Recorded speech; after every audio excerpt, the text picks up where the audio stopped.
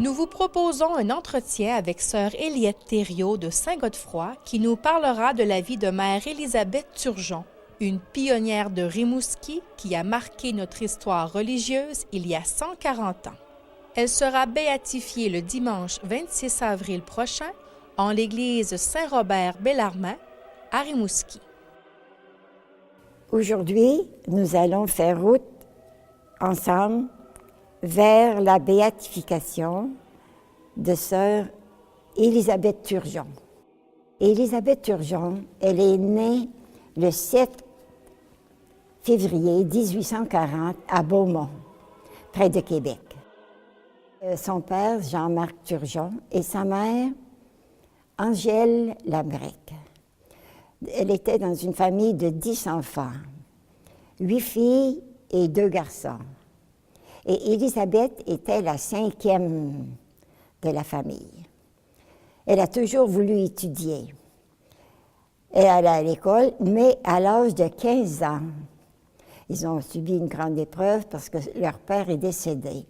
Et elle a dû rester à la maison, aider sa mère pour enseigner aux plus jeunes de la famille, à ses 4 plus jeunes sœurs.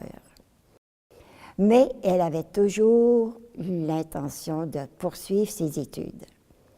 Et à 20 ans, elle est allée à l'école normale Laval, à Québec. Et le principal était l'abbé Jean Langevin. Et Jean Langevin est devenu en 1867 le premier évêque de Rimouski. Et lui, le premier, comme évêque de Rimouski, il avait déjà parcouru l'immense territoire de son diocèse, qui comprenait Rimouski, Gaspé, la Côte-Nord, Labrador, même jusqu'à Terre-Neuve. Et dans ses visites pastorales, il avait remarqué une grande ignorance, surtout religieuse, puis une très grande pauvreté aussi au niveau de son diocèse.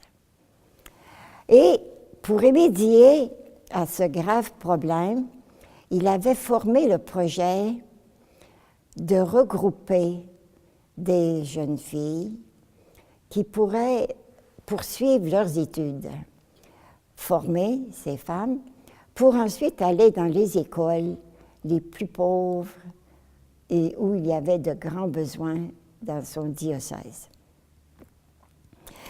Et Monseigneur, qui était actuellement l'évêque de Rimouski, avait remarqué chez Élisabeth Turgeon une femme extraordinaire, intelligente, vouée d'un esprit juste. Elle était très intelligente. Puis, il s'est dit en lui-même, cette femme serait la femme idéale pour prendre la direction des jeunes filles qu'il avait regroupées déjà dans son diocèse. Mais comme Élisabeth avait une santé fragile, elle n'a pas accepté. Elle a poursuivi ses études, son travail. Elle a enseigné à Saint-Romuald, dans Rimouski, 7 ans. Ensuite, elle avait enseigné à Saint-Roch. Mais elle ne pouvait pas, elle a dû quitter l'enseignement à cause de santé.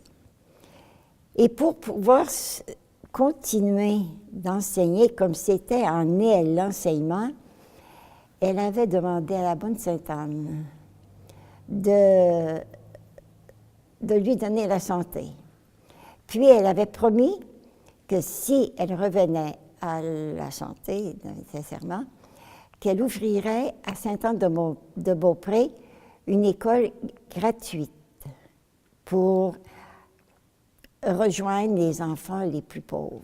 Et c'était, elle, sa mission, c'était d'aller vers les écoles, les enfants pauvres.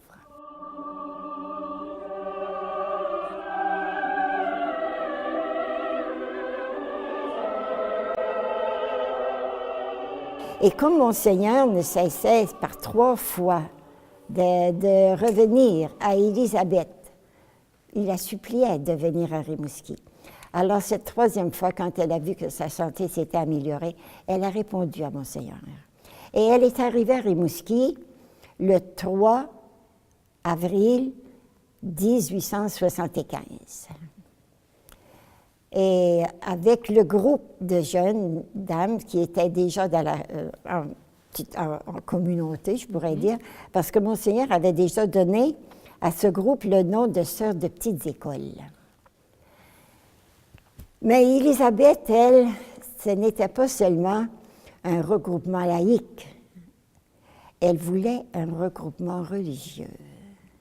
Elle voulait devenir religieuse et fonder une communauté religieuse. Et Monseigneur, il a finalement répondu à son appel, à son désir, en permettant l'émission des premiers vœux, ou 1879. Puis, dès 1880, alors Mère Élisabeth se voyait prête à envoyer les premières religieuses en paroisse. Alors, les premières sont à la Saint-Gabriel de Rimouski, et c'est là qu'elles sont venues, en septembre 1880, à Saint-Godefroy et à Port-Daniel. Maintenant, je vais raconter en quelques mots leur voyage, parce que c'est tout un voyage historique, et c'est un voyage, ce n'était pas un voyage de tout repos. Alors, elles sont parties de Rimouski le 3 septembre 1880, dans l'après-midi, par train, jusqu'à Dalhousie.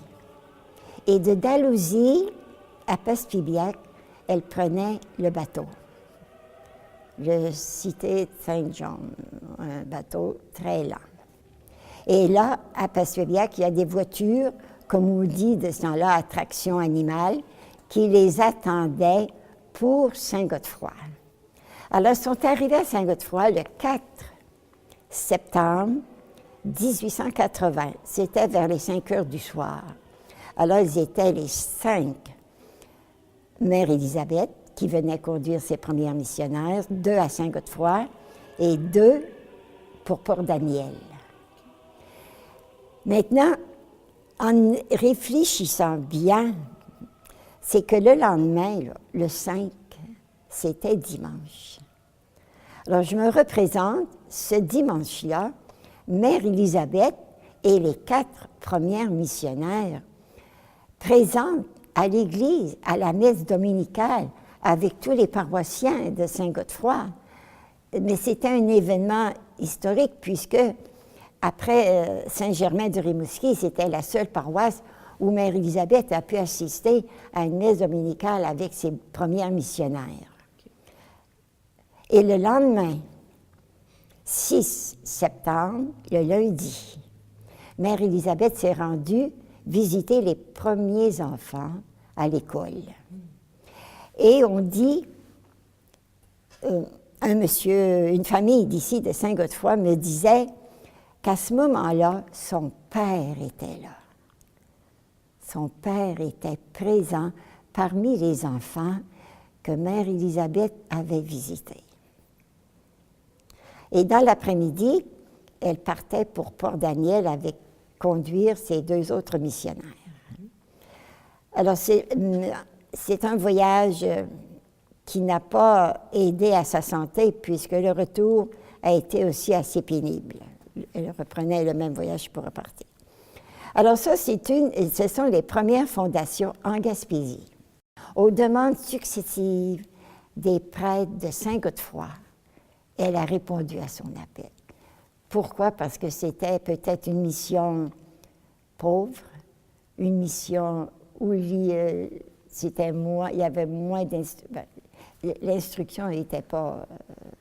c'était pareil partout, je pense. C'était une grande priante. C'était une femme de foi, une femme de dévouement, une femme animée d'une grande charité.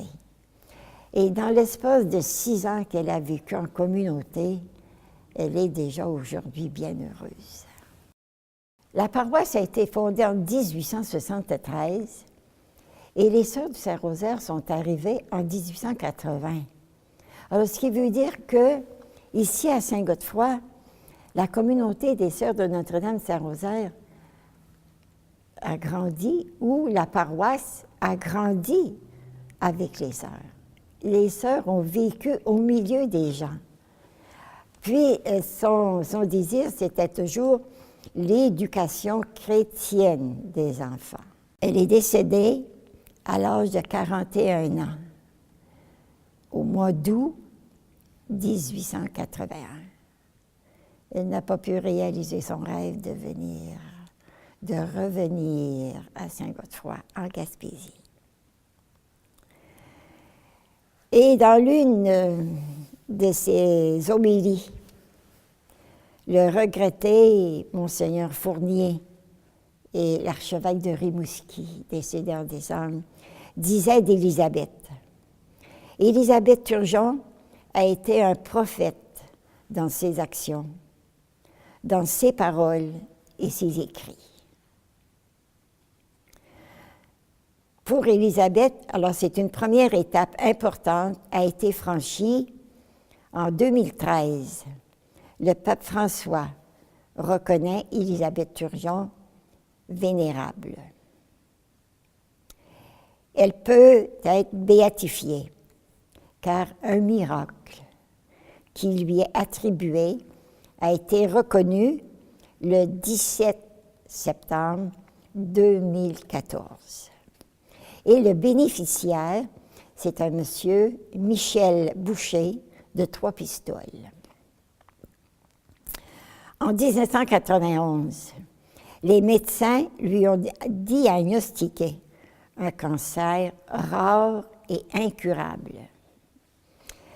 Et à l'hôpital, peut-être un infirmier a passé près de lui et lui a dit « Pourquoi tu ne pries pas Élisabeth Turgeon? On attend un miracle pour qu'elle soit béatifiée. » Alors il s'est dit en lui-même « Pourquoi pas moi? » Et il a prié Élisabeth, lui, sa famille, et son état s'est amélioré jusqu'à une rémission totale. Alors le pape François a fait connaître la date de la cérémonie de béatification d'Élisabeth Turgeon le 26 avril 2015, prochainement, en l'église de Saint-Robert-Bellarmin de Rimouski. Et il a délégué le cardinal Angelo Amato, préfet de la congrégation pour la cause des saints, pour présider la cérémonie de cette béatification. Et comme le disait notre personne qui a toujours préparé cette étape de béatification, nous disait que c'est la première fois au Canada que cet événement arrive, qu'un pape délègue un cardinal pour une cause des saints. Alors nous souhaitons que la béatification d'Élisabeth Turgeon contribue à ranimer la foi chrétienne dans nos cœurs, dans nos familles, dans notre pays. Ensemble, rendons grâce au Seigneur pour les merveilles accomplies dans la vie d'Élisabeth Turgeon et sa congrégation comme fondatrice des Sœurs de Notre-Dame du Saint-Rosaire à Rimouski. Prions-la avec ferveur pour qu'elle intercède pour nous auprès de Dieu. Que l'ensemble de sa vie, inspiré de la tendresse et de la sollicitude de Jésus et de Marie, nous attire délicieusement vers Dieu, notre Père, et vers le service de nos sœurs et de nos frères.